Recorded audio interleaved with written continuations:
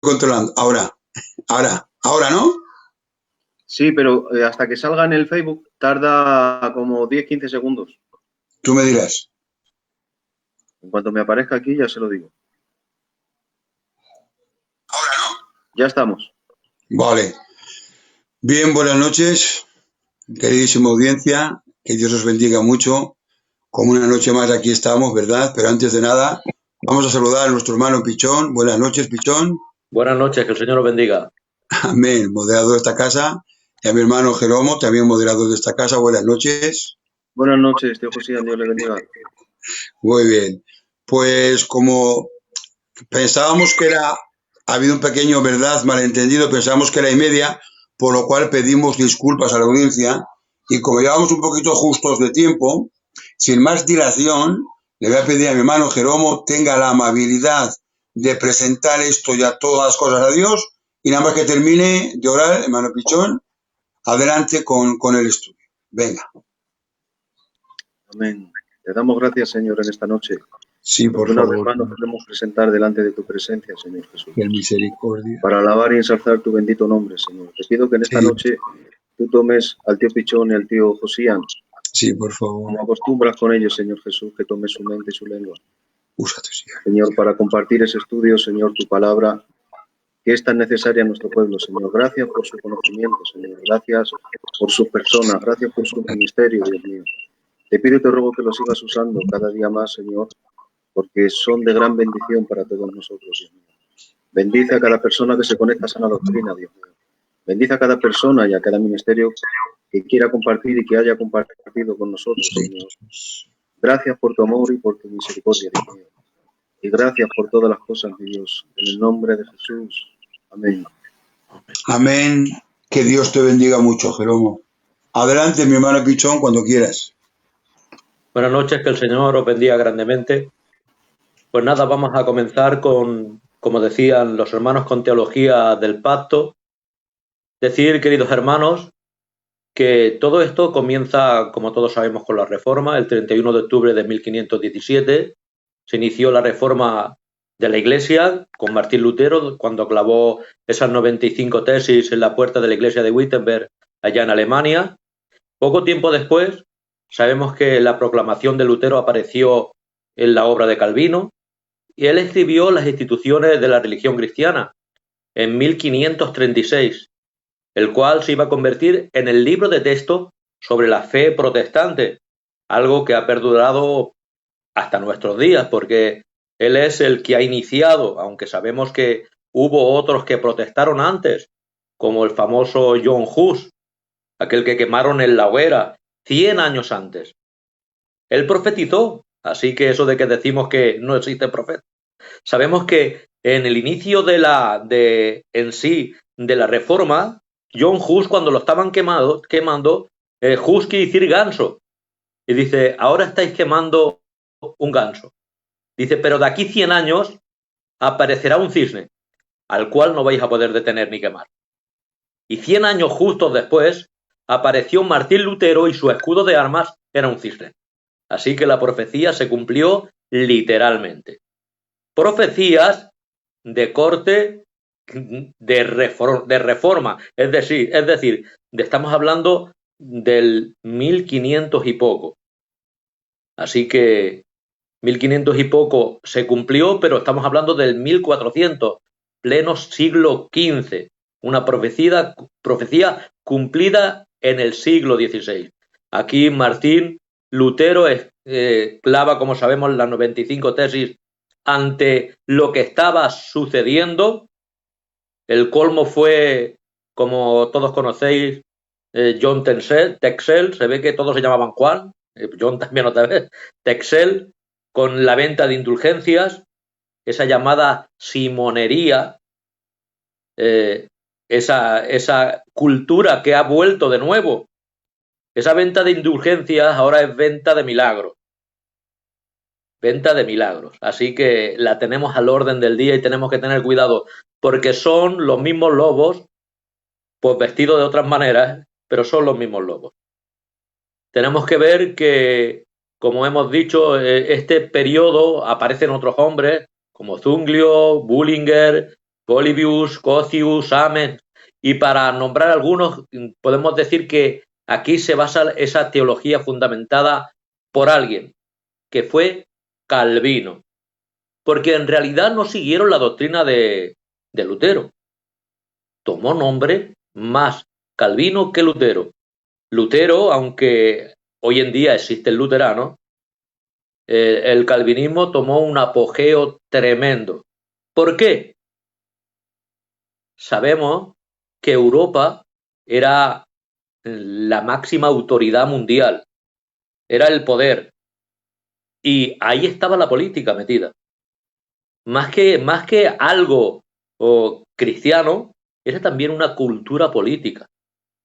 ¿Habéis conocido de, por ejemplo, los relojes suizos, los importantes que son? Los bien hechos que estaban. ¿Sabes por qué? Porque en Suiza, en ese momento, se dedicaban a hacer orfebrería y se dedicaban a hacer trabajos con imágenes, lo que a ese momento eran ídolos, y tuvieron que cambiar de oficio y se convirtieron en relojeros, a hacer relojes. Pero claro, al tener una mente cristiana, tenían que hacer las cosas perfectas para no engañar a la gente, y de ahí la perfección de tanto reloj bueno suizo. Ahí lo vemos. Por eso que tenemos que ver ahí algo.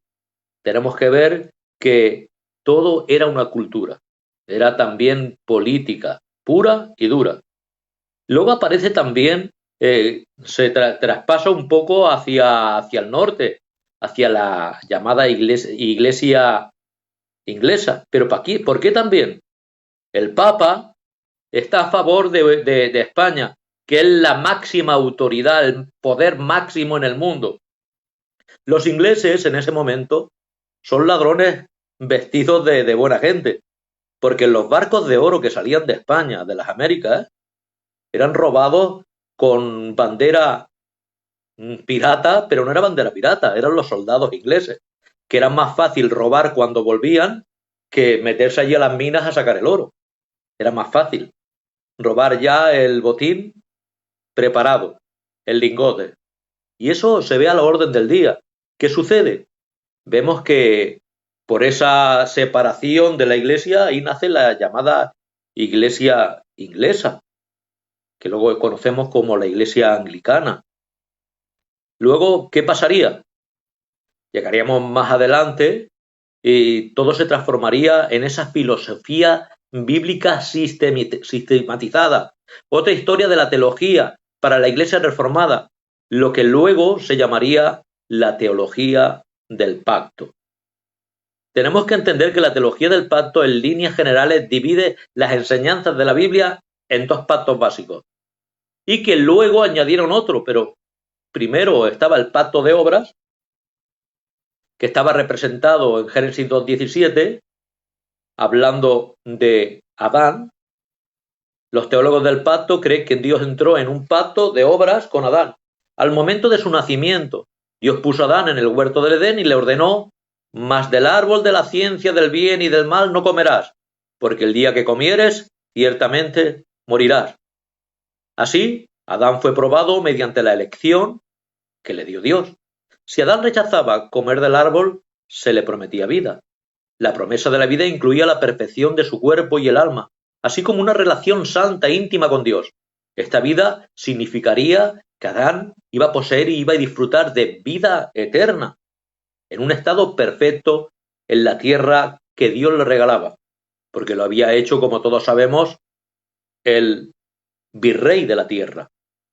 Le había dado esa mayordomía. Si Adán desobedecía, ¿qué pasaba? Dios, viendo que comía del árbol, entonces sufriría la muerte. Tanto Adán como Eva, y no pasaron la prueba y comieron del árbol, como todos sabemos. Aquí vemos la naturaleza caída, arrastrada desde entonces. Gracias a eso adquirieron una naturaleza pecaminosa, su relación con Dios no sería la misma y morirían espiritualmente y luego, pues progresivamente, físicamente, en esos estados, y luego tendrá que venir el juicio. Ahí veremos si van a un sitio u otro. Eso ya depende de Dios. Como cabeza federal de la raza humana, en Romanos 5:12, todas las personas nacidas después de Adán adquieren una naturaleza pecaminosa al igual que Adán. y esto experimentan la muerte. Sabemos que la palabra federal, porque también se le llama la doctrina del pacto federal, doctrina federal, porque viene de la palabra latina foedus, que quiere decir tratado. También se le llama covenant, porque es la palabra inglesa para decir pacto. Y como es allí donde nace, en Westminster, donde allí se hace la primera confesión de fe, que luego surgiría una segunda confesión de fe, que trataremos también, porque hubo hermanos no conformistas que no quisieron ligarse, se desligaron de esa confesión. La teología del pacto llamó al acuerdo entre Dios y Adán. El pacto de obras porque Adán debía tomar una decisión de obediencia para recibir la promesa de la vida eterna. Esto nunca se identifica explícitamente como un pacto, mucho menos un pacto de obras, en el libro de Génesis o en cualquier texto bíblico. No obstante, la teología del pacto insiste en que es implícitamente identificada como un pacto de obras. Se insiste en que es un pacto basado en el acuerdo de dos partes, Dios y Adán. Pero sabemos que en sí, este llamado pacto que ellos llaman pacto de obras, como tal no existe en la Biblia. Porque tenemos que hacer primeramente ya una separación entre pactos bíblicos y pactos teológicos. Los pactos bíblicos están en la Biblia. Los pactos teológicos se deducen. Es decir, yo creo, yo hago, yo obro, yo miro, yo observo y deduzco que ahí está. Pero tengo que deducirlo. No tengo que verlo ni leerlo porque ahí no están esos pactos como tales. Es algo que, como dice, es simplemente una forma de poder interpretar las escrituras. El pacto de gracia, ¿qué es? El fracaso de Adán de cumplir con la obediencia requería para el pacto de obras un resultado al pecado y a la muerte. Y para la humanidad, Dios en su bondad amorosa tuvo misericordia de la humanidad. ¿Y qué estableció? Estableció que lo que llaman los reformadores ese pacto de gracia. Este pacto proporciona salvación a través de Jesucristo, un grupo selecto de hombres y mujeres pecaminosos elegidos, y aquí aparece porque tenemos que decir que la doctrina del pacto es 100% calvinista, y ya aquí aparece la elección, por supuesto. Así que vemos que mediante cual ofrece salvación a aquellos que son elegidos en Cristo. Los teólogos del pacto creen que la promesa bíblica principal de Dios para con el pacto de gracia, que incluye todas las otras promesas, se encuentran en palabras a menudo repetidas: para ser tu Dios y él tu descendencia después de ti. Génesis 17:7. Ellos han querido ver desde principios del Génesis y en todas las profecías antiguas, en todo lo que tiene que ver con Israel, que ese Israel en sí era la Iglesia, y que el Israel ha tenido una continuidad que sigue siendo la Iglesia. Cuando, por ejemplo, vemos en el capítulo 3, versículo 9 de Efesios, hablando de ese tesoro que había ahí escondido entre los tiempos, ese misterio escondido, hablando de la Iglesia entre los siglos. ¿Qué es la Iglesia? Pues para ellos esto no es así, sino que ha habido una continuidad de una manera así, de esta forma. Yo me he hecho aquí porque no sabía lo que hacer y me he hecho aquí un montón de jaleo que yo creo que si lo leemos todo acabamos a las 5 de la mañana. Pero bueno, haremos lo que podamos. Aquí he empezado a ver, por ejemplo, lo que se habla de la teología del pacto. Y esta primera, aquí os la enseño para que la veáis, he hecho una especie de ficha y la voy a ir leyendo. Y dice que es una promesa bajo condición. un tipo de transacción de Dios con la criatura por medio de la cual Dios ordena, promete y amenaza y cumple, y la criatura se ata a sí misma en obediencia a las demandas de Dios. Esto lo dice William Ames, el 1576 al 1636. Luego, Hermann Bavinck, de 1854 a 1921, por lo general, un pacto es un acuerdo entre personas las cuales se obligan y se ligan el uno al otro con el propósito de defenderse de algún mal o obtener algún bien. Dice después otros teólogos del pacto, como Wayne Grudem, que conocemos muchos porque de su teología sistemática, y de Meredith Kline, calvinistas, claro. Uno dice, Meredith Kline, un compromiso divinamente sancionado. Grudem dice, un pacto es un acuerdo legal, inalterable y divinamente impuesto entre Dios y el hombre, que estipula las condiciones de sus relaciones. Vemos que ya se va trastocando lo que decían en el principio. El primero decía que era un tipo de transacción de Dios con la criatura por medio de la cual Dios ordena, promete, amenaza y cumple. Y la criatura se ata a sí misma en obediencia. Vemos que parecía que esa obediencia era atada y tenía que cumplir sí o sí. Vemos a uno que tienen más cercano, Walter Chantier y Nehemías Coss, de lo que dicen de la teología del pacto. Un pacto es un arreglo dado soberanamente por Dios con estipulaciones o sanciones por medio del cual el hombre puede ser bendecido. Walter Chantier, 1938. Dice Nehemías Coss, una declaración del soberano placer divino concerniente a los beneficios que él derramaría sobre los hombres, a la comunión que ellos tendrían con él, y a la manera y a los medios por los cuales estos beneficios serían disfrutados por ellos. Y llegamos a la conclusión que ellos dicen, y es un acuerdo entre Grudem y Chantier, que dice que un pacto es un acuerdo legal, inalterable y divinamente impuesto entre Dios y el hombre, y que estipula las condiciones de sus relaciones, por medio del cual el hombre puede ser bendecido. Esto es lo que ha quedado en acuerdo.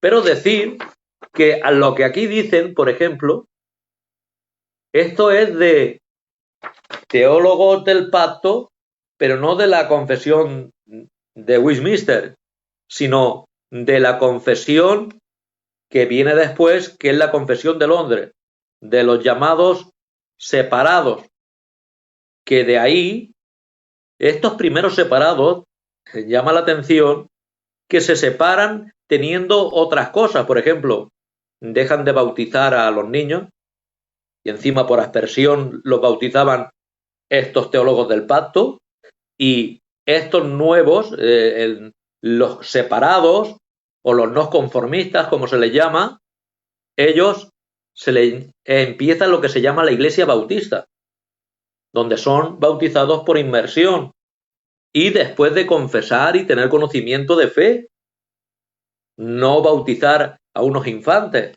como es natural. Así que empiezan estos primeros, llama la atención que los separatistas, los primeros llamados bautistas o hermanos separados de la iglesia inglesa, son de corte arminiana. Lo que pasa es que eso lo dejan un poco apartado, pero son de corte arminiano. Dice que los caracteres de los pactos son impuestos soberanamente. Tienen estipulaciones y sanciones. Existe una relación entre las estipulaciones y las sanciones y son permanentes. Pero claro, esto es referente a los pactos que ellos llaman teológicamente, esos pactos teológicos. En cambio, de los pactos bíblicos tenemos condicionados o condicionables e incondicionables. Por ejemplo, el pacto abrámico es un pacto incondicional. Se va a cumplir sí o sí, porque ha sido prometido por Dios. Tendrás una descendencia como la arena del mar, como las estrellas del cielo. Y podemos decir, en ese momento, él no tenía hijos. Le promete una tierra, pero había salido de su tierra, no tenía tampoco tierra. Eso se tenía que cumplir y se cumplirá, porque tenemos que ver a día de hoy, Israel aún no tiene esa tierra. Desde el río que se llama de Egipto, que era un río que ahora aparentemente está en el Negev, un río que se ha secado, que ya no está, pero en aquel momento estaba fluyendo, hasta el río Éufrates, que ese aún sí que está. Pero esos límites aún no se han extendido. ¿Para cuándo será eso? ¿Para cuándo? Pues para cuando venga el cumplimiento de los gentiles. ¿Cuándo empezó el pueblo gentil a aparecer? Es la visión de Nabucodonosor, de aquella estatua. Empezó con la cabeza de oro, que era en ese momento Babilonia. El pecho, los brazos, hablando de los medos, los persas. El vientre, hablando de Grecia. Los muslos, hablando aún de Grecia porque estaba hablando de la cultura, de donde estaba el aparato reproductor, porque la cultura nace de ahí. Todo fue helenizado, como todos sabemos. Pero después vemos que las piernas, está hablando de hierro, hablando del Imperio Romano, y cuando aparezca esos dedos, esos 10 dedos, en parte hierro, en parte barro, hablando del resurgir del Imperio Romano, que eso aún no ha sucedido, aún no ha llegado. Entonces caerá la piedra no cortada con manos de hombre, hablando de Cristo. ¿Pero cuándo caerá? Será cuando sea el cumplimiento de los gentiles en su segunda venida. Entonces es cuando se extenderá ese territorio para Israel. Hasta entonces no. Vemos también un pacto que tampoco tiene condiciones, es incondicional, y es el pacto davídico. Ese tampoco tiene condiciones. Entonces, tenemos que ver que ellos dicen que los pactos van unidos unos a otros y que han ido en progreso, pero todo es lo mismo. Pero no es así, sabemos que no. Hay pactos condicionales e incondicionales. Condicional, a Moisés, el mosaico. Lo bendeciría a su pueblo si obedecía, si no, pues ¿qué pasó? Pues se lo llevaron cautivo. Ahí vemos pactos que no son así incondicionales, son condicionales. Aquí habla de un pacto y los nombres que le ponen. A este pacto, el pacto adánico, el pacto de la naturaleza le llaman también, el pacto de la creación, pero ellos le llaman el pacto de obras. Ahí nace. Dice, la participación en las bendiciones del pacto dependía claramente de la obediencia o obras de parte de Adán. Aquí ven un pacto de obras, pero es que dicho pacto no existía. Como ellos hablan, un pacto de obras. Ahora hablan de su entendimiento histórico, porque ¿sabes qué? Que todos quieren que su historia y su confesión sea la más antigua y que se vaya a los padres apostólicos. Pero, ¿qué podemos decir? Pues podemos decir que si tuviésemos que irnos a la historia, nos tendríamos que hacer católicos. Con sus diferencias y con su mala doctrina, pero nos tendríamos que ir a los católicos, porque ellos son los que tienen las raíces verdaderas. Aunque luego se pervirtieron a partir del, como sabemos, del siglo IV, pero ¿de dónde venía? Si alguien puede decir, los padres apostólicos vienen de ahí. Nosotros venimos después, que si tiramos para atrás todos vamos al mismo sitio, sí, pero no podemos querer tomar. Ellos dicen su entendimiento histórico y cogen a Irineo enseguida, diciendo: por esta razón 4 pactos fueron dados a la raza humana. Un previo al diluvio bajo Adán, el segundo posterior al diluvio bajo Noé, el tercero dado a la ley bajo Moisés, y el cuarto a que él renueva el hombre y reúne todas las cosas en el mismo por el medio del evangelio, levantado y cargando hombres sobre sus alas hacia el reino celestial. Irineo 125 al 200. Pero ahora digo yo, si dicen que siguen los pactos de Irineo, ¿por qué no los siguen? Tienen 3 pactos y aquí marca 4.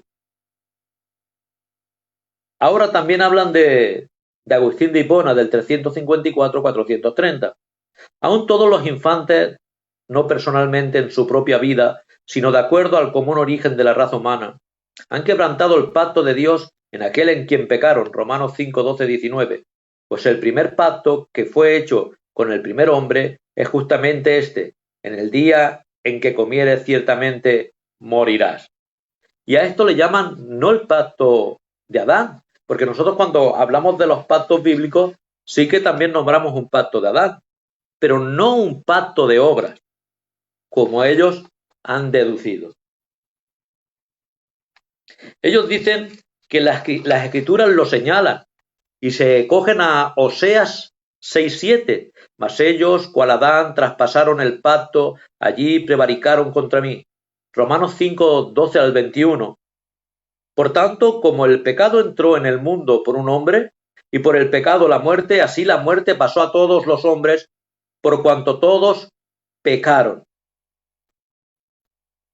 Y ahora dicen, y meten a la persona del Hijo, y dicen: en cuanto al Hijo, estuvo de acuerdo a venir a este mundo encarnándose, Filipenses 2:6-7, el cual, siendo en forma de Dios, no estimó al ser igual a Dios como cosa que aferrarse, sino que se despojó a sí mismo, tomando forma de siervo, hecho semejante a los hombres, y estuvo de acuerdo en vivir bajo la ley, Gálatas 4:4, pero cuando vino el cumplimiento del tiempo, Dios envió a su Hijo, nacido de mujer y nacido bajo la ley. En cuanto al Espíritu Santo, facultar al Hijo para cumplir su ministerio, Mateo 3:16, y Jesús después que fue bautizado y subió luego del agua, he aquí cielos le fueron abiertos y vio el Espíritu de Dios que descendía como paloma y venía sobre él.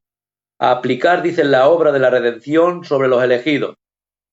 Esto todo ahora aquí están hablando de un pacto, y es el pacto de la redención. Ellos dicen que el pacto de la redención no está en la Biblia, pero fue un pacto eterno que hubo en el cielo, del Padre, del Hijo y del Espíritu Santo. Y se cogen a Ezequiel 36:27, y pondré dentro de vosotros mi espíritu y haré que andéis en mis estatutos y guardéis mis preceptos y los pongáis por obra. Este pacto, como hemos dicho, fue hecho en la eternidad. Primera de Pedro 1:18-20, sabiendo que fuisteis rescatados de vuestra vana manera de vivir, la cual recibisteis de vuestros padres, no con cosas corruptibles como oro o plata, sino con la sangre preciosa de Cristo, como de un cordero sin mancha y sin contaminación, ya destinado desde antes de la fundación del mundo, pero manifestado en los postreros tiempos por amor de vosotros. Dice Apocalipsis 13:8, y la adoraron todos los moradores de la tierra, cuyos nombres no estaban escritos en el libro de la vida del Cordero, y que fue inmolado desde el principio del mundo. Habla de la promesa, hablando de gracia. Y Jehová Dios dijo a la serpiente: por cuanto esto hiciste, maldita serás entre todas las bestias y entre todos los animales del campo. Sobre tu pecho andarás, y polvo comerás todos los días de tu vida. Y pondré enemistad entre ti y la mujer, y entre tu simiente y la simiente suya. Esta te herirá en la cabeza y tú herirás en el calcañar. Aquel que habría de venir.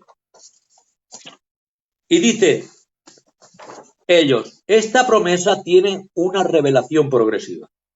Este pacto se revela en el Evangelio, en primer lugar, a Adán, en la promesa de salvación a través de la simiente de la mujer, y luego mediante pasos adicionales hasta completarse su plena revelación en el Nuevo Testamento. ¿Cuáles son estos pasos adicionales? Y ahora estos pactos adicionales habla de los pactos bíblicos, como los pactos adicionales a lo que ellos dicen. Génesis 3:15, el pacto con Noé, el pacto con Abraham, el pacto mosaico y el pacto con David. El nuevo pacto, llamado el pacto de gracia. Aquí dice, Efesios 2:12, en aquel tiempo estabais sin Cristo, alejados de la ciudadanía de Israel, ajenos a los pactos de la promesa, sin esperanza y sin Dios en el mundo. La promesa singular, Génesis 3:15. ¿Y qué dice? Ajenos a los pactos, al pacto noéico, al abrámico, mosaico y davídico. Progresivo.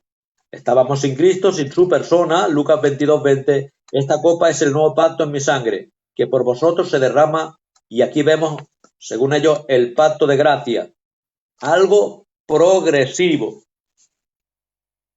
Este pacto de gracia, visto con todos los pactos, es decir, que ha sido una progresión el pacto de gracia.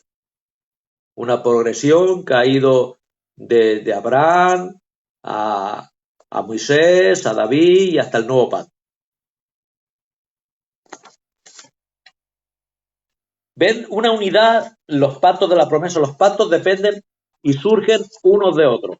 Dice que los pactos dependen y surgen unos de otros. Es decir, como que hay una revelación progresiva, una unidad orgánica le llaman. Cada pacto se edifica sobre los pactos anteriores sin anular las promesas de los pactos posteriores, hasta que todos se cumplan en el nuevo pacto. La unidad orgánica de los pactos proporciona el contexto y estable en el que puede trazarse el propósito de Dios expresado en los pactos posteriores. En Génesis 8:20 al 9:7 edificó Noé un altar a Jehová y tomó de todo animal limpio y de toda ave limpia y ofreció holocausto en el altar y percibió Jehová olor grato.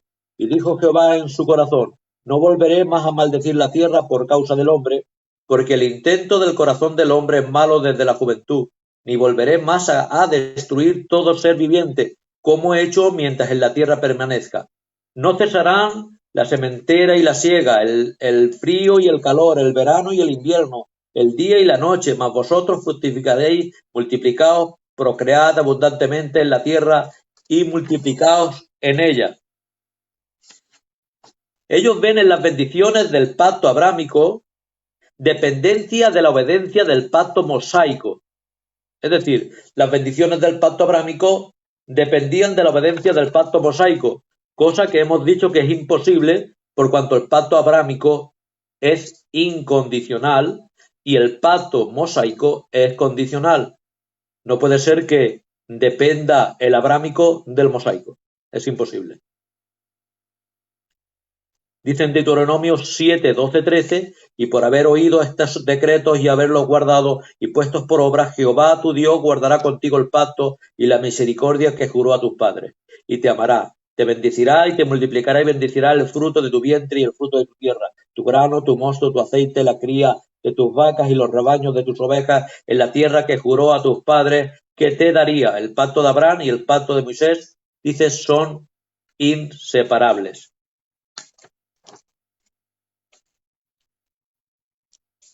El pacto mosaico, como lo ven en progresión, dice el pacto mosaico y el pacto con David. Aquí vemos otra vez, el pacto con David es incondicional y el pacto mosaico es condicional. La obediencia del pacto mosaico era necesaria para alcanzar las promesas de David. ¿Cuántas veces en la Biblia podemos observar a reyes malos decirle el Señor por amor a mi siervo David? Infinidad de veces. Reyes pecando, pero a causa de que había una promesa y el Señor se debía a su palabra, se cumple. Por eso cuando aparece Jesús se le llama el Hijo de David. Y tiene que venir a reinar. Reyes 2:4, guarda los preceptos de Jehová tu Dios, andando en sus caminos y observando sus estatutos y mandamientos, sus decretos y sus testimonios de la manera que está escrito en la ley de Moisés, para que prosperes en todo lo que hagas y en todo aquello que emprendas, para que confirme Jehová la palabra que me habló diciendo: si tus hijos guardaren mi camino, andando delante de mí con verdad, de todo su corazón y de toda su alma, jamás ni te faltará a ti varón en el trono de Israel. Génesis 17, 7, 8. Estableceré mi pacto entre mí y ti, y tu descendencia después de ti en sus generaciones, por pacto perpetuo, para ser tu Dios, el de tu descendencia después de ti. Y te daré a ti y a tu descendencia después de ti la tierra que moras, toda la tierra de Canaán heredará perpetua y será el Dios de ellos. Tenemos que entender que la doctrina o teología del pacto no creen en un reino milenial. Para ellos, el reino milenial ya ha empezado. Como ya ha empezado, pues Cristo supuestamente ya está reinando. Supuestamente Satanás está atado.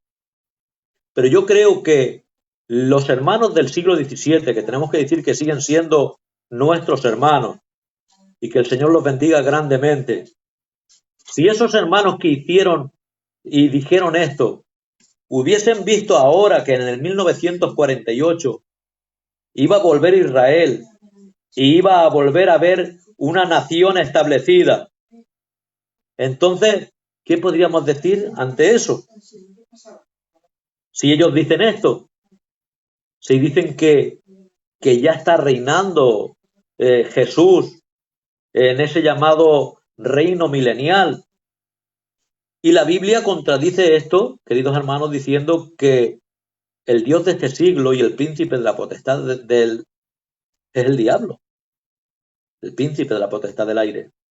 Y vemos que en el capítulo 12 dice bien claro: ahora son los reinos de nuestro Dios.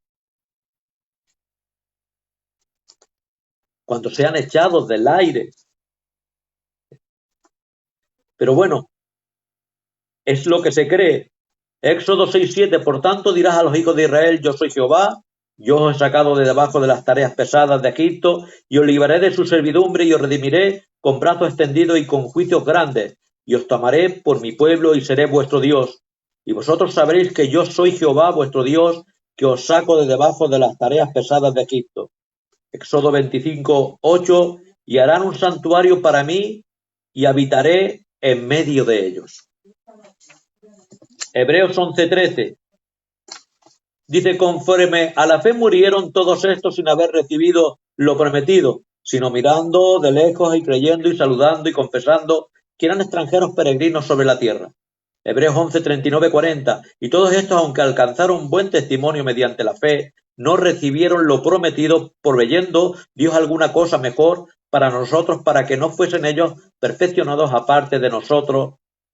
Y hablan de Hebreos 12:2 diciendo: puesto los ojos en Jesús, el autor y consumador de la fe. Versículos muy bonitos, preciosos, pero no sé lo que afirman ahí al final para hacer como un final de esos pactos.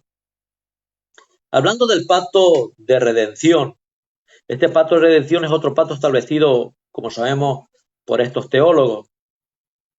La teología del pacto, tal como se presenta hoy en día, nunca se mencionó en los escritos de Lutero y Calvino y Zwinglio. Es decir, que la teología del pacto que se tiene ahora no estuvo ni escrito ni de Lutero, ni de Calvino, ni de Zwinglio. Eso fue desarrollándose después. En la posición del pacto, ¿cómo es que los teólogos del pacto llegaron a identificar los pactos de obras, gracias y redención? No hay escrituras específicas que identifiquen los temas de las obras, la gracia, la redención como pacto.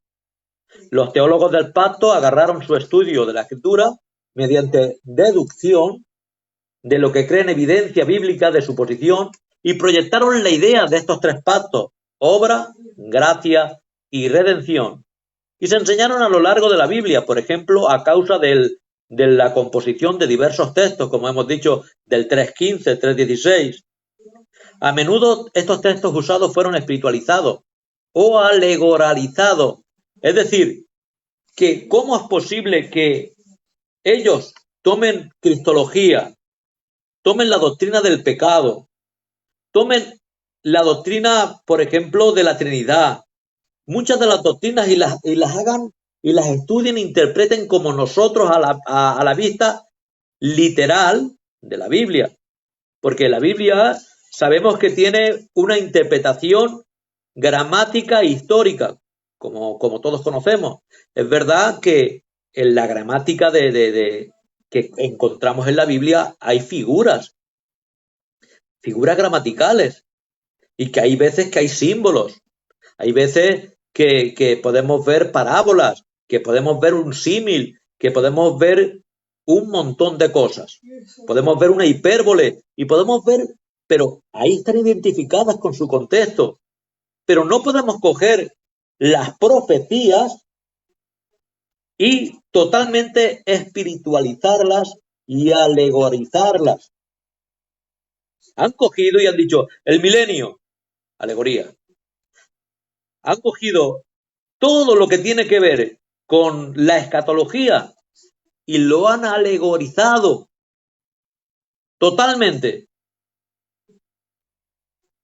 Parece que son más gitanos que nosotros, porque a nosotros nos gusta mucho alegorizar. Pues justamente los que se creen muy buenos intérpretes son más gitanos que nosotros, alegorizando, porque han alegorizado toda la escatología. Y han tenido que hacer unas cosas difíciles. Por ejemplo, vamos a ver lo que han hecho.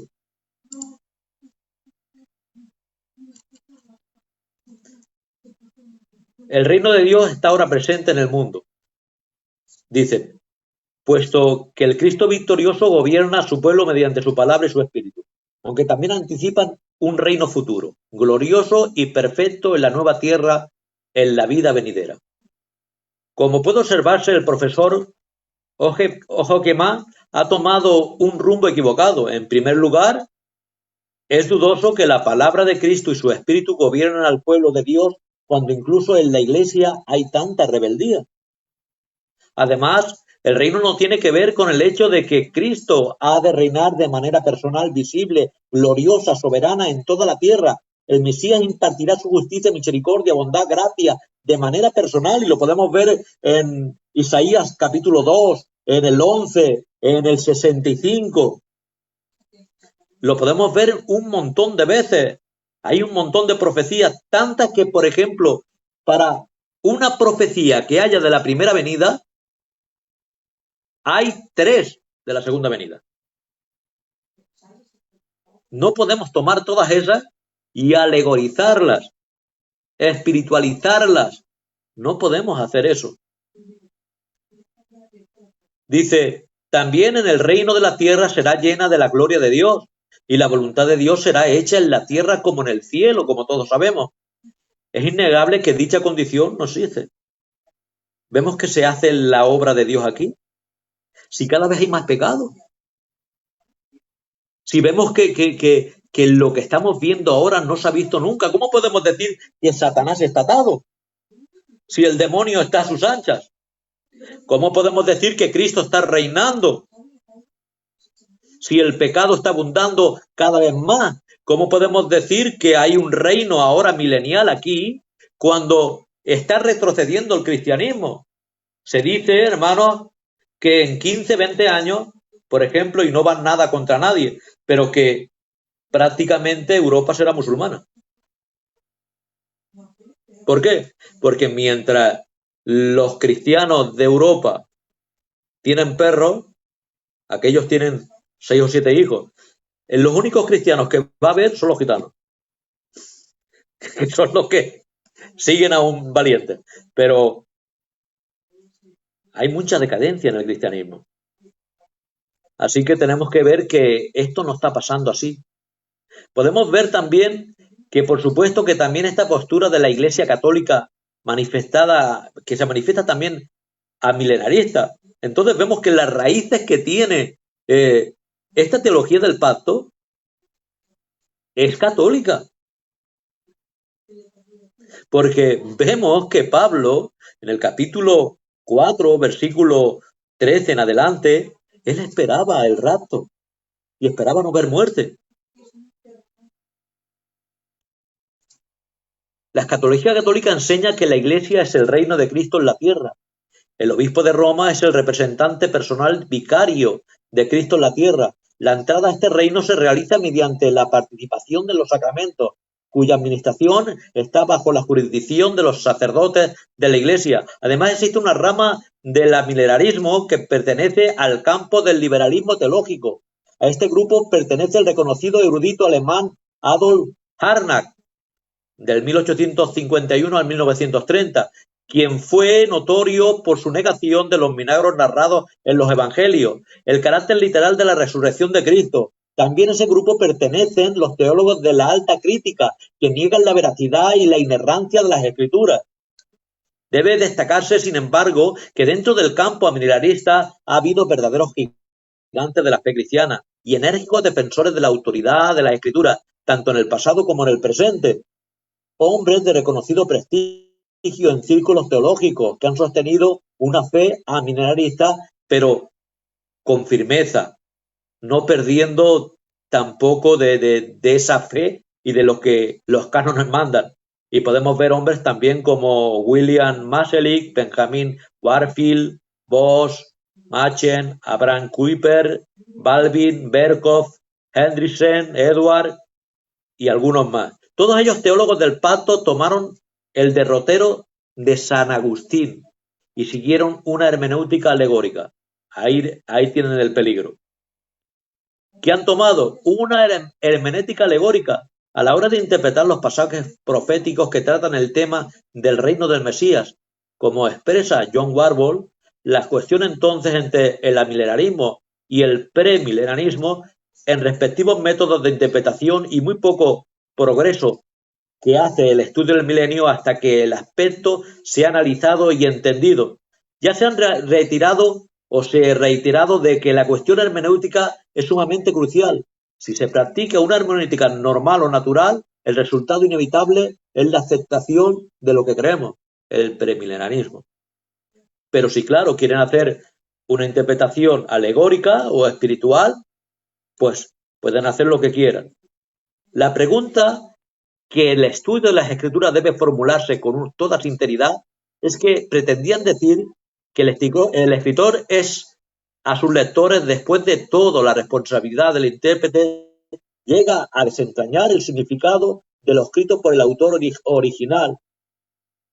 Y podemos ver que están haciendo todo esto. Y dice, como puede observarse con facilidad, la escuela milenarista presente, hay una diversidad de posturas claramente diferentes la una de la otra. Eso se debe sin duda a lo que ha reiterado a lo largo de esta obra. El uso de interpretación se presta a cada intérprete presente a una visión del texto diferente con sus colegas intérpretes. Esto desacredita, debilita el mensaje, porque claro, si pueden espiritualizar, si pueden alegorizar los pasajes, pues entonces han empezado a alegorizar los milagros del Señor, han empezado a alegorizar que el Señor no vino en carne, y empiezan, como empiezan así, se meten en un problema muy grande, porque claro, si empezamos a quitar lo literal y a poner simbolismo, a poner espiritualidad, a poner todo lo que estamos viendo que están haciendo, entonces va a ser un problema muy grande. Y debemos observar que el número importante de teólogos amilenaristas reconoce la validez de la interpretación literal de las escrituras, como Hamilton, Oswald, Alice, Masaryk, Peter, Shirley, Jackson y otros que admiten a cara descubierta, ellos lo admiten, que la interpretación normal o natural de las escrituras es correcta haciéndolo con lo que se llama el gramático histórico, que han hecho de manera literal. Ninguna profecía se ha cumplido figuradamente o alegóricamente. ¿Qué profecía se cumple figurada o alegóricamente? Algo importante que debe señalarse es que todo intérprete literarista admite la existencia de figuras de edición, como hemos dicho antes, a través de la Biblia y la presencia del lenguaje figurado como normal. Sin embargo, no requiere una interpretación figurada o alegórica lo que es literal y no tiene que traducirse así ni interpretarse. Entonces podemos ver todo esto lo que está sucediendo. ¿Qué va a pasar? Y la persona de Cristo en el reino milenario. Ya se ha señalado en repetidas ocasiones que el centro mismo del reino milenario, en la persona gloriosa de Cristo, es que personalmente vendrá para inaugurar el reino como aparece prometido en la literatura profética del Antiguo Testamento. Tus ojos verán al rey en su hermosura, verán tierra que está lejos, Isaías 33, 17. También el Nuevo Testamento afirma que el reino mesiánico será inaugurado cuando Cristo regrese con poder y gloria, Mateo 19, 28. Registra palabras de Cristo diciendo que en la generación cuando el Hijo del Hombre se siente en el trono de su gloria, los apóstoles se sentarán sobre 12 tronos para juzgar a las 12 tribus de Israel. Más adelante, Mateo 25, 31 dice, también se relaciona el establecimiento del reino con la venida gloriosa del Mesías a la tierra. Cuando el Hijo del Hombre venga en su gloria, Apocalipsis 19, del 11 al 21, describe la venida del Señor a la tierra y la destrucción de los ejércitos del anticristo por el Mesías. El profeta Daniel también nos habla en los capítulos 2, 7, 11, 65, y podemos ver un montón de profecías que, como hemos dicho, se tienen que cumplir.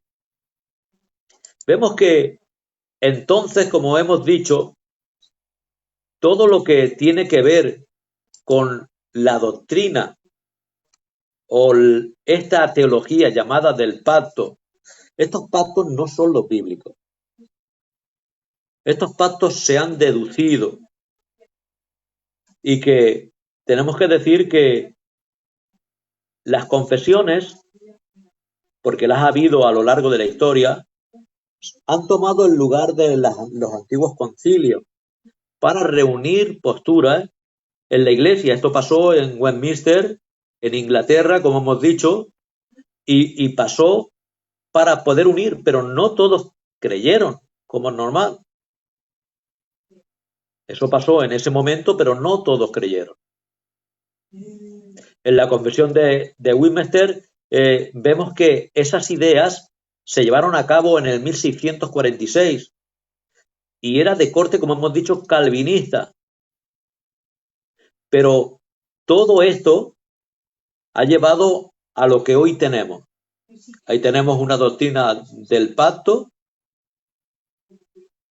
pero vemos que muchos de esos calvinistas, entre ellos hay de corte premilenial, posmilenial y amilenial. Las tres posturas a la vez. ¿Sabéis por qué? Porque dentro de ellos hay mucha flexibilidad. Al haber tanta flexibilidad, da lo mismo. Cada iglesia parece que tiene sus reglas. Cada iglesia tiene sus reglas, cada pastor tiene sus reglas. Entonces, esta idea de que esto ha unido, hay mucha separación también. Hay mucha separación. Podemos ver que en el primer Westminster y luego para reunir todo esto, la iglesia de Escocia, de Inglaterra, murieron 20.000 personas. Hubo una guerra. Eso no aparece por ahí. ¿Por qué? Porque no había tampoco esa unidad que tenía que haber. Y de ahí nace la iglesia bautista, la iglesia presbiteriana, la iglesia anglicana, la iglesia que todos conocemos como calvinista. Hay un montón, un círculo muy grande que se va abriendo. Pero hoy en día podemos ver que esta doctrina del pacto no tiene que ver nada con los pactos bíblicos. Para nada. Nosotros podemos ver unos pactos bíblicos que están ahí fuertes y hay condicionados e incondicionales. Pero, queridos hermanos, no es lo mismo lo que nos dice. Vamos a hacer un inciso, voy a pegar un trago de agua y dejamos a nuestro hermano José que nos diga algo. Vale. Acabo de poner el micro, como te he dicho antes de empezar, para que mi jilguero o mi mixto Pues no hay entonación porque es muy gritón, ¿vale? Vas muy bien, vas explicándolo perfectamente, amén. Y cuando termines, ¿verdad?, de la exponencia, daremos paso a las preguntas. Yo tengo alguna también que te haré, ¿de acuerdo? Pero vamos bien. La verdad que vamos bien. Muy interesante todo el rato que estás dando. Y hay que saberlos, porque oímos, ¿verdad?, de diferentes corrientes, de diferentes opiniones, pero no sabemos la profundidad de dónde viene y lo equivocados que están. Así que yo, por mi parte, excelente. Bien. Y nada, después de este pequeño laxus para que tomes un poco de agua, pues Pues cuando tú nada, me digas, pues seguimos. continuamos. Vale. Adelante. Como hemos dicho antes, la teología del pacto también se le conoce como covenant, que es también la palabra pacto en inglés, o federalismo, o federal. Y vemos que vamos a ver distintas teologías, desde la teología del pacto clásica. Esta teología del pacto clásica la podemos ver de la siguiente manera. Un pacto por obras, el pacto por obras, también llamado el pacto de vida, se hizo en el jardín del Edén entre Dios y Adán, y que representa a toda la humanidad como cabeza federal. Y toman Romanos 5, 12, 21, y Dios ofreció a Adán una vida perfecta y perpetua, y él no violó el único mandamiento de Dios, pero advirtió que la muerte seguiría si desobedecía ese mandamiento. Adán rompió el pacto, por tanto dio pie y condenó como representante a toda la humanidad. Habla del pacto de gracia. El pacto de gracia promete la vida eterna para todas las personas que tienen fe en Cristo. También promete el Espíritu Santo a los elegidos para darles voluntad de capacidad de creer. Cristo es el sustitutivo representante del pacto, cumpliendo el pacto de obras en su nombre. Vemos aquí algo, que ese pacto de gracia no es para todos. Es para los elegidos que se le da la facultad de poder creer. Entonces ya tenemos ahí algo que vemos contrario para nosotros y que, gracias a Dios, la mayoría de calvinistas de hoy en día son reformados y ven este pacto de gracia fuera. ¿Por qué? Porque ellos creen, por supuesto, que el Señor no hace distinción y murió por toda la humanidad. El pacto de redención. El pacto de la redención es el acuerdo eterno dentro de la divinidad en la que el Padre ha nombrado al Hijo a encarnarse, sufrir, morir como cabeza federal de la humanidad para hacer una expiación por su pecado. A cambio, el Padre ha prometido resucitar a Cristo de entre los muertos, glorificarlo y darle un pueblo. Dos de los primeros teólogos para escribir sobre el pacto de la redención eran Joan Cocius y John Owen, aunque Caspar Olevian había insinuado la idea antes. Estamos hablando de estos tres pactos que tienen que ver con el clásico.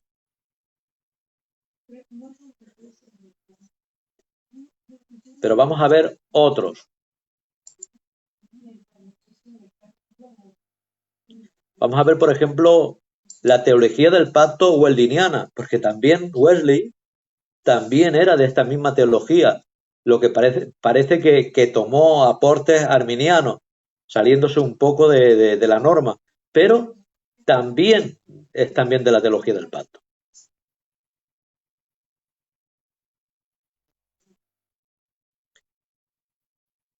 El pacto por obras se hizo en el jardín del Edén también, lo mismo entre Dios y Adán, y representa toda la humanidad. Pero, ¿qué hace aquí? ¿Qué diferencia hay? La teología del pacto, también conocida como... Vamos a ver si no le he dado bien. Aquí está. El metodismo mantiene la superestructura de la teología del pacto clásica, pero siendo arminiana en la soteriología. Es decir, cogen la teología del pacto, pero adoptan en cuanto a la salvación la teología arminiana. Descarta la plantilla de predestinación de la teología reformada, que era parte integrante del desarrollo histórico, y la principal diferencia entre la teología del pacto wesleyana y teología del pacto clásica es la siguiente.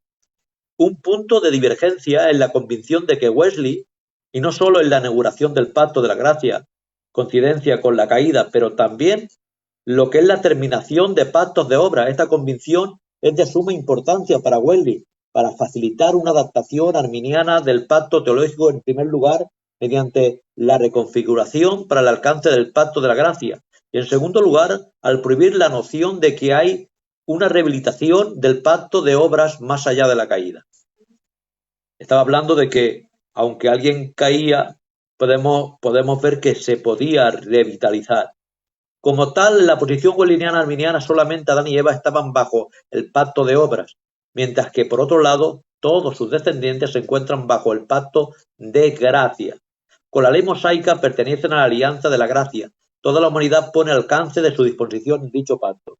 Esta creencia se refleja en el sermón de Wesley y justifica la fe. El apóstol aquí no se opone al pacto dado por Moisés como el pacto dado por Cristo, pero el pacto de gracia, la cual Dios, por medio de Cristo, establece con hombres a todas las edades. Por tanto, el pacto de gracia fue administrado a través de promesas, profecías, sacrificios y, por último, por la circuncisión durante las edades patriarcales, por medio del Cordero Pascual, el sacerdocio de Aarón, la ley mosaica, el Evangelio, los sacramentos, el bautismo, la cena del Señor. El pacto de la sangre en Cristo, es decir, la efusión de su sangre como víctima sacrificial, a la vez adquirió ratificado de un modo que mantiene firme a todo espíritu verdaderamente arrepentidos y contritos y que cree que en él está la gran verdad de la cena del Señor, y fue instituida el signo y el sello, y el que las bebidas de la fe de la copa hacía referencia a su significación en la sangre de Cristo, que confirma a los verdaderos creyentes de todo el pacto de gracia y está asegurada, por tanto, de su fidelidad y permanencia, y deriva asimismo de la plenitud de sus bendiciones. Vemos que los estados metodistas del libro del culto enseñan que el pacto bautismal es la palabra de Dios para nosotros y proclama nuestra adopción por la gracia, y nuestra palabra de Dios prometiendo nuestra respuesta de fe y amor. Aquellos dentro del pacto constituyen la comunicación que llamamos a la Iglesia. En la teología del pacto wesleyana, la fuente del pacto de gracia de Jesucristo es como el profeta, sacerdote y rey, y la cabeza y el salvador de su Iglesia, y el heredero de todas las cosas y juez del mundo. Vemos aquí que, aunque era también de la teología del pacto, tenía esa salvación en cuanto a esa idea arminiana.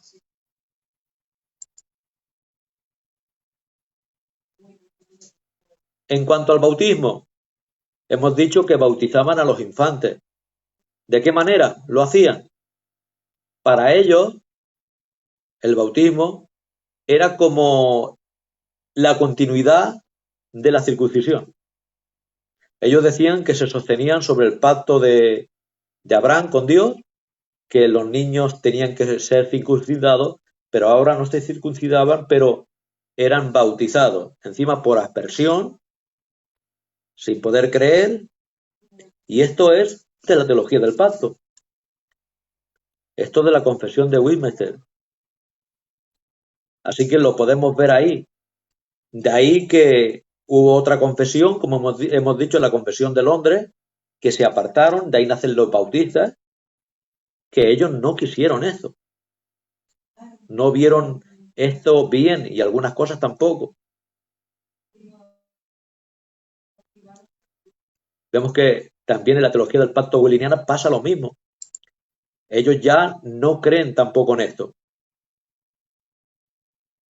Y así podemos ver dónde está tomado el pacto de obras, el pacto de gracia y el pacto de redención. Se basan sobre esos tres pactos. Pero vemos un pacto de redención, el cual solo es para elegidos. Vemos un pacto de gracia que solo llega a aquellos que Dios ha estipulado que vayan a creer.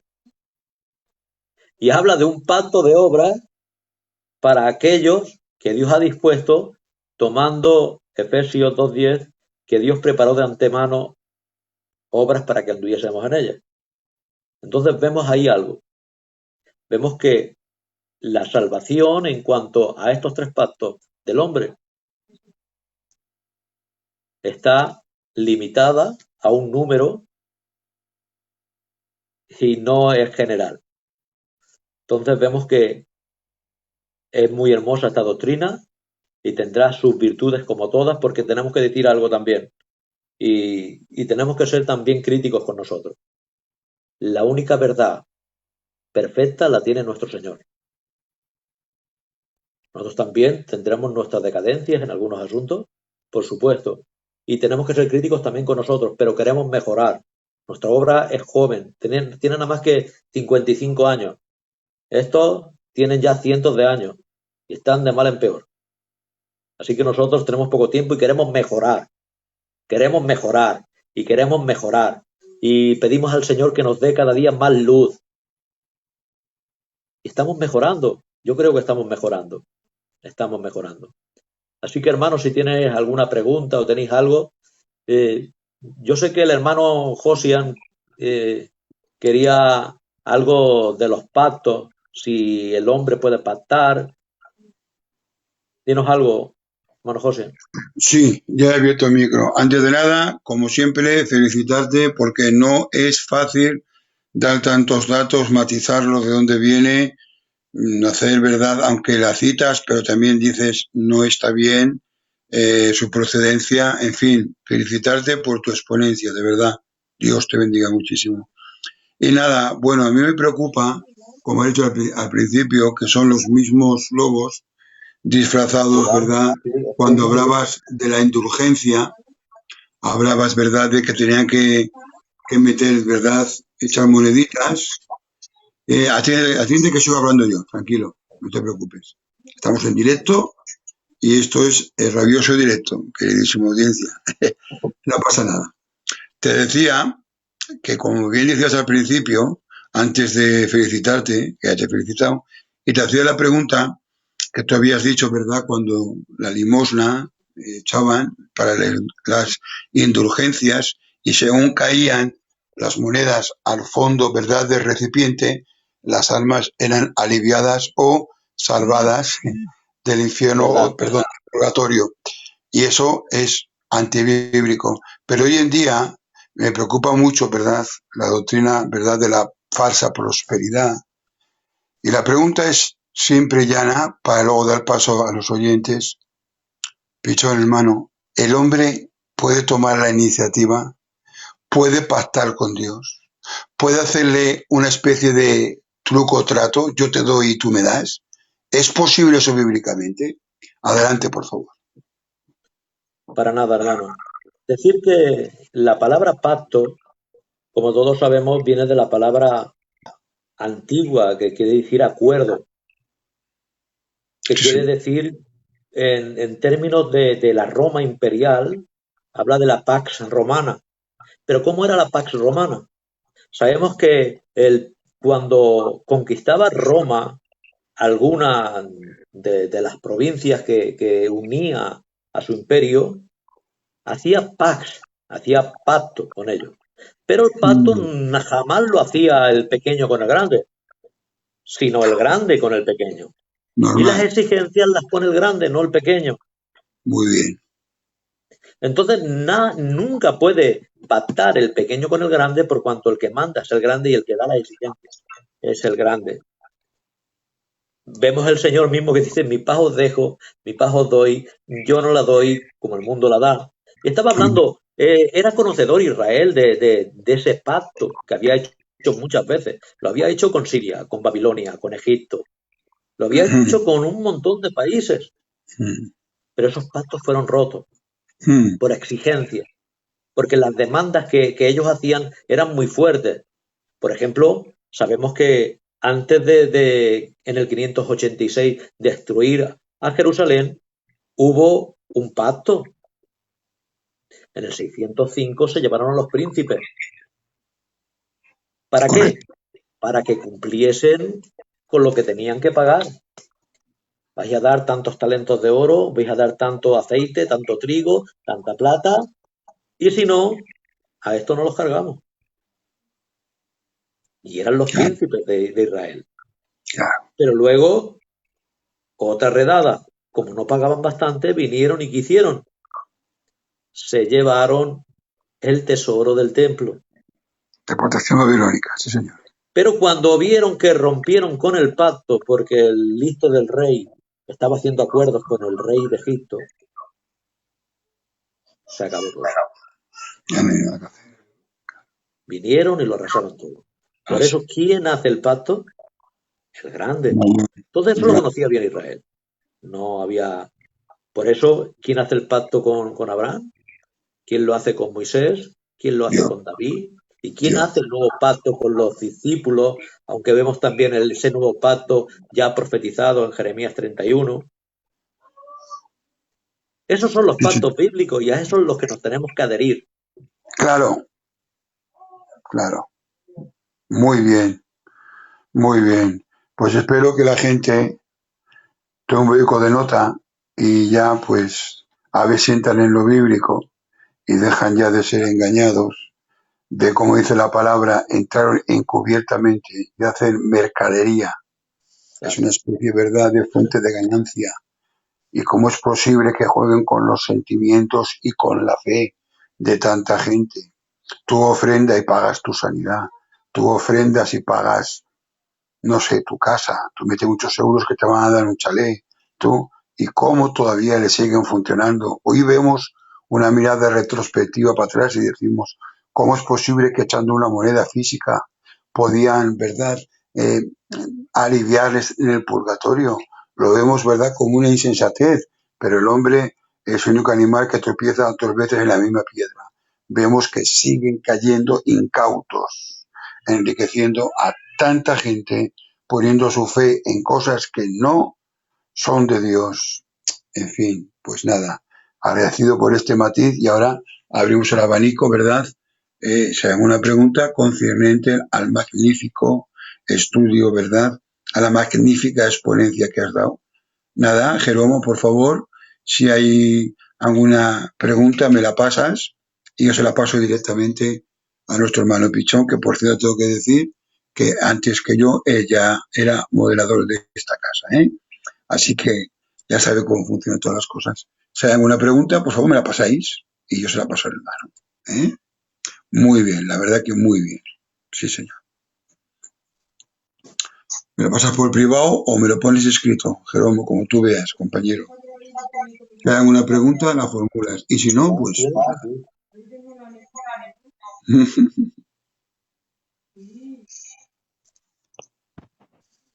Bueno, vale. Por favor, que le matices el pacto descrito en Ezequiel. El nuevo pacto descrito en Ezequiel. Que por favor, que matices un poco más preguntas. ¿Me has oído, Pichón? Sí, sí, sí. Vale. El nuevo pacto de Ezequiel, que has hablado. Que lo expliques un poquito más, por favor. Decía. Vale.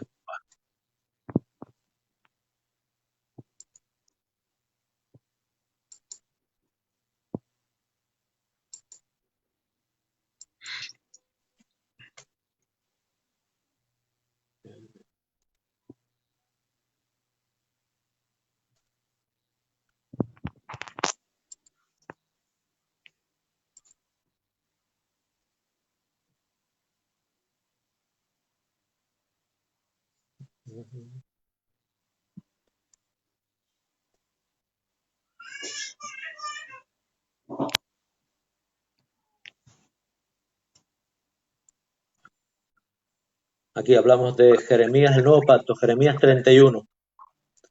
He aquí vienen días, dice Jehová, en los cuales haré pacto con la casa de Israel y con la casa de Judá, no como el pacto que hice con sus padres el día que tomé su mano para sacarlo de la tierra de Egipto, porque ellos invalidaron mi pacto, aunque fui yo marido para ellos, dice Jehová, pero este es el pacto que haré con la casa de Israel después de aquellos días, dice Jehová. Daré mi ley en su mente y la escribiré en sus corazones, y yo seré a ellos por Dios, y ellos me serán por pueblo. Y no enseñarán más ninguno a su prójimo ni ninguno a su hermano diciendo, Conoce Jehová, porque todos me conocerán desde aquel más pequeño de ellos hasta el más grande, dice Jehová, porque perdonaré la maldad de ellos y no me acordaré de su pecado. Esto tiene que ver, queridos hermanos, en primera instancia sabemos que cuando Jesús viene en la segunda venida, a los suyos vino y los suyos no lo recibieron.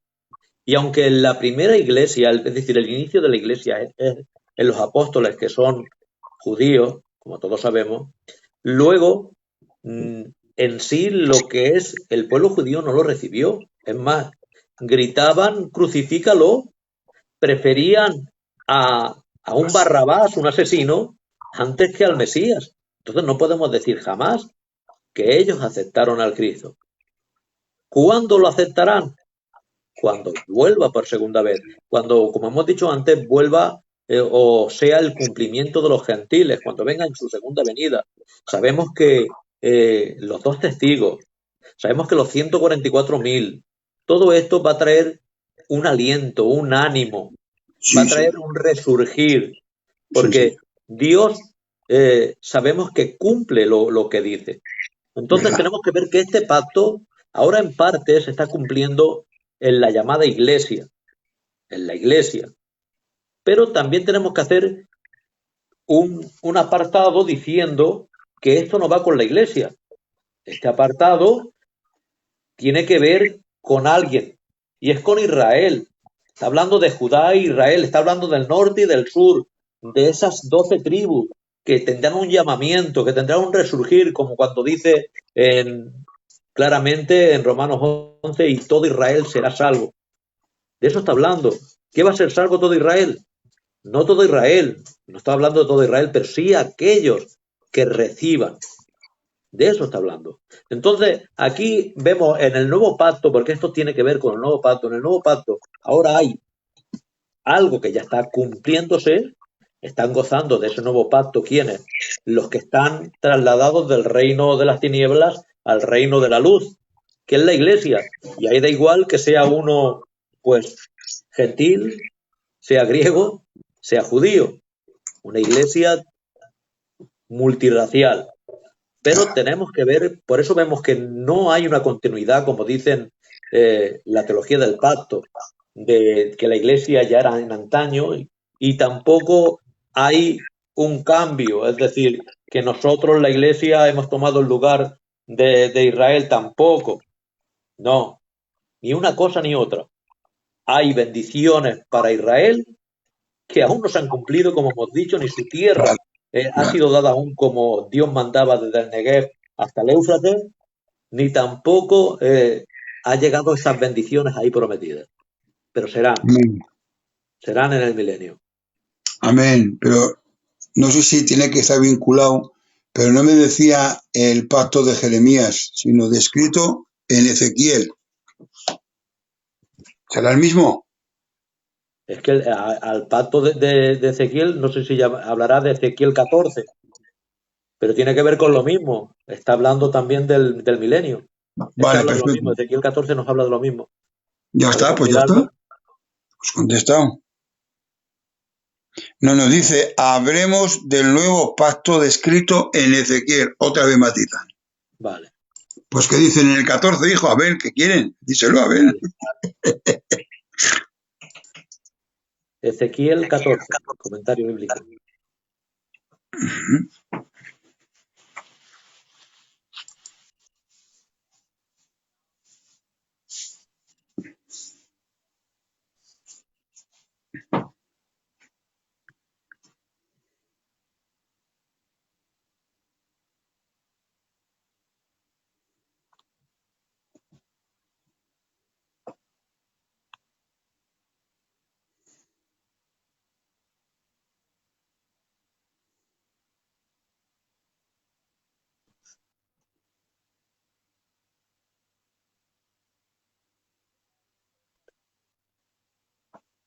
Será en el 21-23, no sé si se está hablando de ahí.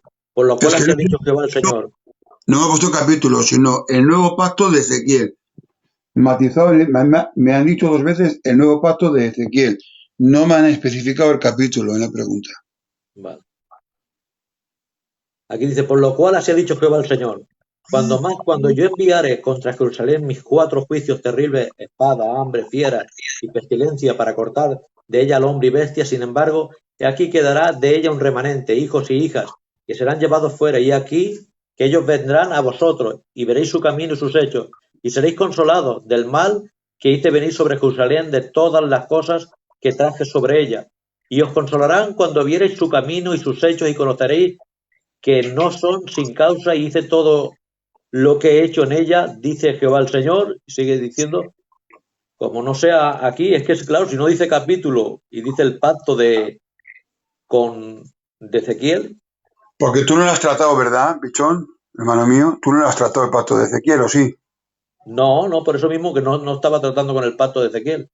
En la exponencia no ha sido así. Vale. No, Pues no digo sé. yo que es que yo no, No, más, cuando hablamos de los pactos, nos vamos al pacto, al nuevo pacto, y trata con el pacto de Jeremías 31, no con el igual pacto de Ezequiel. Ezequiel está hablando del nuevo corazón. Os quitaré un corazón de piedra y os daré uno de carne. ¿Puede ser que diga eso, Pichón? Vamos a verlo.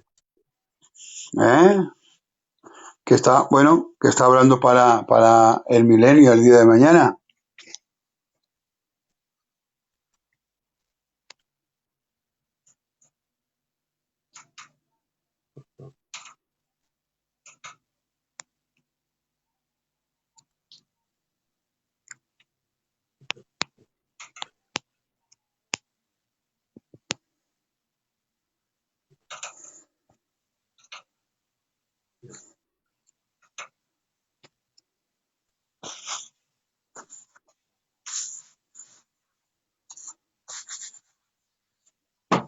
Que digo yo, por Sí, deducción.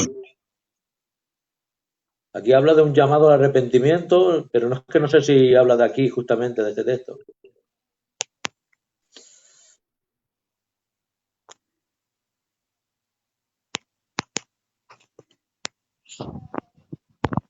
Bueno, pues nada, ya lo has contestado. ¿Te parece bien que demos paso a otra pregunta, Pichón? Sí, porque claro, no hemos tratado con ningún pacto, y es que no Vale, vemos ningún pacto así establecido vale. bíblico en Ezequiel. Me, me comenta Jeromo si cabía otro. A ver, ¿es verdad lo que cuenta la historia que el origen del arrebatamiento antes de la tribulación tiene sus orígenes en el catolicismo? A ver, Repito, ¿es sí, verdad sí, lo sí. que cuenta la historia que el origen del arrebatamiento antes, pretribulacionista, antes, verdad, de la tribulación, tiene sus orígenes que se desarrolló en el marco del catolicismo? ¿Es No verdad? en el catolicismo, porque la Iglesia católica, como todos sabemos, es la Iglesia universal y tiene su Sí, inicio en el 325 con el Concilio de Nicea. así es. Entonces, sí que hay escatología premilenial y hablan lo del rapto, pero son padres de la Iglesia, no en Claro, este caso anteriores, estamos hablando del siglo segundo, no vale. a partir del siglo segundo y tercero, a partir del cuarto, ya hablando de esto no se habla. Ahí aparece, como todos sabemos, Agustín de Hipona, que es el que introduce lo que es el milenarismo. Pero antes Muy de bien. eso, no, la iglesia era de corte pretribulacional, creyendo en el milenio y todo lo que conllevaba eso. Ok. Entonces la respuesta es un no. Ok, vale. Perfecto. Vale, ¿hay alguna pregunta más? Si hay alguna pregunta más, Jeromo, me la pasas. Pregunta si el sistema dispensacionalista en su hermenéutica es literal, donde dice Israel no se puede aplicar a la Iglesia, ¿cómo entonces el hermano Pichón la aplica de forma parcial a la Iglesia? Carballosa y de la Cueva niegan este punto como dispensacionalista. No entiendo la pregunta. Dice, A ver, si yo en ningún momento he dicho que la iglesia es en sí, la iglesia es Israel. He dicho que hay pertenecientes de Israel que pertenecen a la iglesia, por cuanto así han está creído en escrito, Jesús. así lo has Pero dicho. hay un Israel étnico que está ahí, y hay una iglesia que está compuesta por toda la raza. Yo en ningún momento voy a tomar lugar de la Iglesia para lo que es Israel, ni de Israel para la Iglesia. Pero vemos, por ejemplo, que en el pacto abrámico, ahí hay una abertura que Pablo nos dice que todos nosotros también somos hijos de Abraham en cuanto a la fe. Y ahí marca con dos descendencias, la descendencia hablando de dos términos. La arena del mar, hablando de la Estrella. humana, de la que ha nacido de uno, la genética, y luego está hablando de una espiritual, que está hablando de las estrellas del cielo. Totalmente de acuerdo.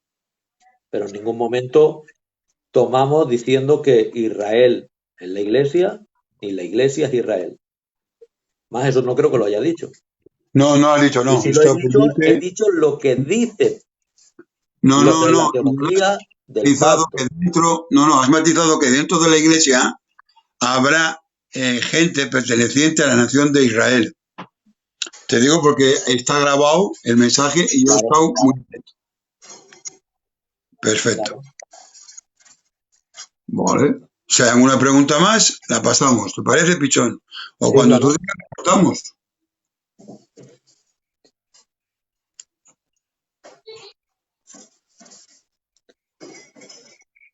¿Pasamos si hay alguna más, Pichón? O cuando tú digas. Sí, claro. A ver, otra pregunta, a ver. Ah, no hay más preguntas. Gloria a Dios.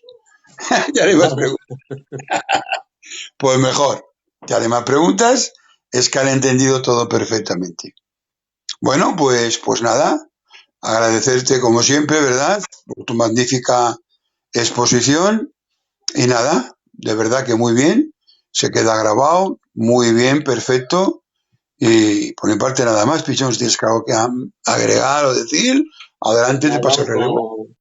Como iba diciendo al principio, pues nada, para nosotros esto es una bendición porque vamos aprendiendo y nos Sí, contamos todo. Aquí nadie sabe, aquí todos somos alumnos y todos estamos aprendiendo. Así que el Señor os bendiga grandemente y un abrazo de vuestro hermano Pichón, Pichón. Y gracias, antes hermano de, Fabián, hermano Jero, por estar ahí, porque Pichón, sois una bendición. antes de dejarte, me piden por aquí, ¿vale? Más que una pregunta, una petición. Sin entrar en el detalle, si me podías relatar las 7 dispensaciones. Muy rápido. Sí, ¿Podrías? a ver, Venga. hablamos, por ejemplo, de la inocencia. La inocencia sabemos que es cuando están Adán y Eva aún en un lugar sin pecado, están dentro del huerto. Ahí se le llama la dispensación de la inocencia. Sabemos que todas las dispensaciones terminan con un juicio. En este caso, la muerte, que vino en su ámbito primero espiritual, y luego pasaría a lo siguiente. Cuando pecan, pasan a la conciencia. De la conciencia pasan después al gobierno humano. El gobierno humano, sabes que a la conciencia se llega con aquella torre, no, se llega con el agua, con el arca, vemos el diluvio, ese es el juicio, de ahí aparece el gobierno humano, después de Noé, y con esto también un juicio, la torre de Babel, donde son confundidas. Después llegaría lo que es la promesa, que fue el tiempo de Abraham, que también termina con un juicio, y es la esclavitud. Vemos Genial. que ese juicio de esclavitud llegaría después a lo que llamamos la ley. La ley también termina con un juicio, que ese lo paga el Señor por nosotros, la cruz del Calvario, siendo nuestro sustituto. Luego pasaría a la dispensación llamada de la gracia, o la iglesia, como queréis llamarla, pero es la gracia, que termina también con un juicio. Y más que con un juicio, yo creo que son con 21. Exactamente, sí, señor. Es la ira del Cordero, que tiene su fin con la batalla esa de las Magedón. Ese es, y serán esos juicios también a las naciones, a Israel y todo lo que conlleva. Y luego surge ya la séptima dispensación que conocemos, que es el milenio, que también terminará con un juicio, con la Sí, batalla de Gog y Magog y luego el juicio del sí. trono blanco. Así que todas van terminando con juicio. Perfecto, muy bien. Me quedo con, de verdad, toda. Pero ha habido un detalle que ha llenado mi corazón de gozo, Pichón, cuando has dicho, llevamos solamente 55 años y estamos mejorando. Yo creo que el problema con las denominaciones, con los concilios o con los teólogos, el problema es cuando ya se creen que saben todo, que han llegado a lo máximo, que son ellos poseedores de la exclusividad de la verdad, ¿vale? Y dejan de investigar, dejan de leer, dejan de aprender, y es cuando han terminado.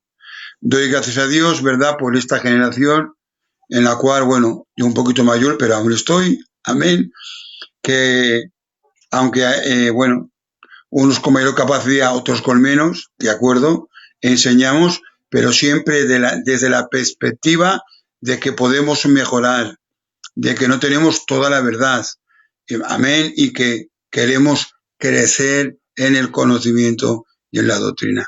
Eso de verdad que ha llenado mi corazón de gozo. Y nada más, ahora sí te paso el relevo para que matices lo que quieras matizar y ahora sí nos despedimos.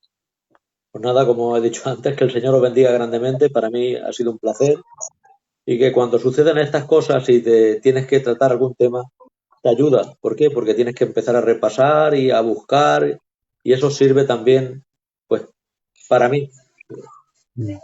Primero para el que tiene que dar el estudio o dar la palabra, lo que tenga que hacer, y luego para los hermanos. Decir también que llegamos hasta donde llegamos, como hemos dicho antes, no somos profesionales, ni tampoco lo pretendemos.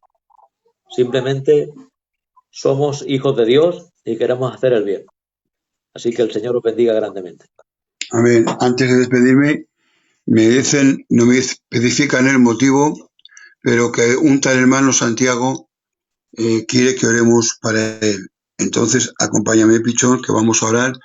No sé si por sanidad, porque no la han puesto, o por lo que sea, por fortalecimiento, pero nosotros oramos, ¿de acuerdo? Señor, muchísimas gracias, Señor, por este programa. Gracias, Señor, por tu siervo, Señor, que has puesto tu palabra y tu doctrina. Síguelo bendiciendo como hasta ahora. Gracias por esta programación y por cada moderador. Ahora mi hermano Pichón y yo, juntamente, Señor, en el poder del acuerdo con todos los conectados. Oramos para nuestro hermano Santiago, Señor. Si lo tienes que sanar, por favor, lo sanas. Si lo tienes que fortalecer, lo fortaleces. Padre, si tienes que reprender todo ataque del diablo, lo reprendes, Señor, porque es tu hijo, porque, Señor, pide oración, porque sabe, Señor, Padre eterno, como mi hermano, tu siervo, Pichón y yo sabemos de dónde viene nuestro socorro. Nuestro socorro viene de ti. Socorre a nuestro hermano, fortalécelo, sánalo, abre, Señor, camino de bendición. Gracias porque lo haces. En el nombre de Jesús. Amén. Ahora Bien, sí, gloria al Señor. ahora sí. Venga, hasta la próxima. Hasta la próxima.